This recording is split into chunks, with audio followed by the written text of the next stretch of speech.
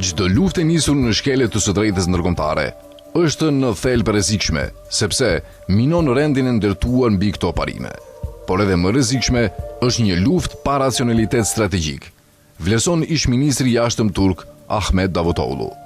Sot, si publiku amerikan, ashtu dhe pjesa më e madhe e botës, po bën një pyetje të thjeshtë. Me çfarë logjike presidenti amerikan Donald Trump ndoqi kryeministrin izraelit Benjamin Netanyahu në një luftë me objektiva të paqarta dhe pasoja potencialisht katastrofike? Asnjë përgjigje bindëse nuk ka dalë, pasi kjo luftë nuk bazohet në racionalitet gjeopolitik, por në një formë irracionaliteti teopolitik, shkruan Davutoglu. Ai vlerëson se konceptet tradicionale të shtetë ndërtimit racional, si balanca gjeopolitike, ndërvarësia gjeoekonomike, menaxhimi i krizave dhe stabiliteti rajonal, janë zëvendësuar nga një fjalor tjetër: Armagedoni, misionet hyjnore, populli i zgjedhur dhe ideja e përmbushjes së fateve të shenjta përmes forcës.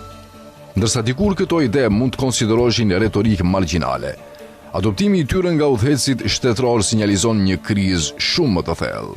Kur simbolika fetare dhe narrativat apokaliptike ndikojnë vendimmarrjen në nivelet më të larta të pushtetit, rezultati është një shtrembërim i politikave nga më të rrezikshmet, një kërcënim potencial ekzistencial për rendin global. Pas luftës së dytë botërore, rajoni i Gjirit u qeveris nga një kornizë relativisht e qëndrueshme strategjike, e bazuar në 3 shtylla: gjeoekonominë e rrjedhave globale të energjisë, stabilitetin gjeopolitik të nevojshëm për të mbështetur ato dhe një balancë gjeo-ushtarake të projektuar për të mbrojtur këtë ekuilibër. Kjo strukturë krijoi një konsensus të heshtur që konfliktet nuk duhet të përhapen në Gjirin Persik. Edhe fuqitë rivale e njihnin stabilitetin e rajonit si interes të përbashkët. Kjo kornizë tregoi qëndrueshmëri.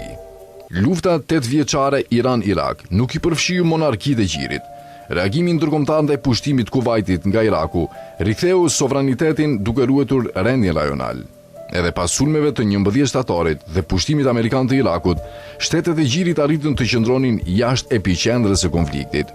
Sot, megjithatë, ky ekuilibër është shkatruar, vlerëson Davutoglu. Aksi Netanyahu-Trump, i mbështetur nga rrjete ideologjike sioniste dhe kristiano-sioniste, ka zëvendësuar racionalitetin gjeopolitik me një logjik lufte teopolitike. Pasojat janë të thella. Kërcënimet ndaj ngushticës së Hormuzit rrezikojnë ekonominë globale. Imazhi i Gjirit si qendër financiare e sigurt dobësohet dhe prania e bazave amerikane nuk garanton më siguri. Rajoni, dikur një shtyllë e stabilitetit global, është shndruar në epiqendër të një krize sistemike. Pyetja kryesore është nëse një anëpushim mund të rikthejë racionalitetin gjeopolitik. Përvoja nga krizat e kaluara sugjeron se anëpushimet bëhen të mundshme kur gjitha palët ndjejnë njëkohësisht dobësim dhe pamundësi për të arritur fitore vendimtare. Pas javësh shkatrimi, një moment i tillë mund të jetë duke u afruar, shkruan Davutoglu. Por sipas tij, që një anëpushim të realizohet, veçanërisht Shtetet e Bashkuara duhet të bëjnë një rivlerësim strategjik. Kjo nënkupton shkëputjen e politikës së jashtme amerikane nga ambicjet izraelite dhe forcat ideologjike që i mbështesin ato. Përsierja e dogmës fetare me politikën shtetërore, duke paraqitur historinë si një betejë të shenjtë dhe duke legjitimuar zgjerimin territorial dhe shkatrimin e armiqve, kujton modele të rrezikshme ideologjike të së kaluarës. Kthimi në racionalitet gjeopolitik është i domosdoshëm për t'i dhënë fund luftës. Supozimi se shkatrimi në rritje do sjellë fitore të shpejtë është thellësisht i gabuar, vlerëson Davutoglu. Pa një luftë toksore, ndryshimi i regjimit në Iran është jo realist, ndërsa një luftë toksore do të sillte pasoja shumë më të rënda se ato në Irak, duke rrezikuar destabilizim afatgjat rajonal, thot më tej Davutoglu. Ky realitet vendos përgjegjësi mbi aktorët racional brenda SBA-s. Liderët e të dyja partive, sidomos në Partinë Republikane, duhet të pranojnë rënien e mbështetjes publike për luftën dhe të sfidojnë idenë se përshkallëzimi ushtarak sjell përfitime politike. Irani gjithashtu duhet të rishikojë strategjinë e tij rajonale. Mbështetja në rrjete përfaqësuese për ndikim në kryeqytete si Bagdadi, Damasku, Beiruti dhe Sana ka rezultuar kundërproduktive, duke krijuar dobësi. Qëndrueshmëria reale kombëtare nuk vjen nga kapacitetet bërthamore, por nga legitimiteti i brendshëm, mirëqenia ekonomike dhe siguria e qytetarëve. Sipas Davutoglut, për vendet e Gjirit implikimet janë po aq të thella. Mbështetja e gjatë në garanci të jashtme sigurie ka rezultuar të pamjaftueshme. As prania ushtarake amerikane dhe as rritja e shpenzimeve për mbrojtje nuk kanë parandaluar paqëndrueshmërinë.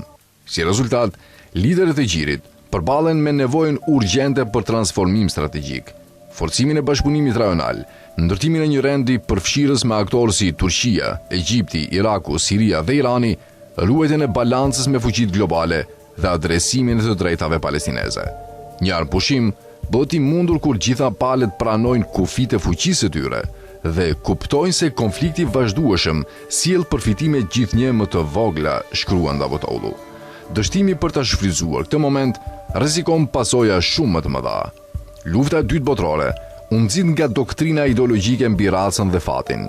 Një konflikt i arshëm global, i formësuar nga narrativa teopolitike, mund të mos jetë një luftë e vetme, por një seri konfliktesh të ndërlidhura që sjellin shkatrim të paprecedent. Zgjedhja është e qartë, shkruan Davutoglu. Kthim në gjeopolitikë racionale të bazuar në ligj dhe interes të përbashkët, ose zhytje në një rend global të fragmentuar dhe ideologjik me pasoja katastrofike.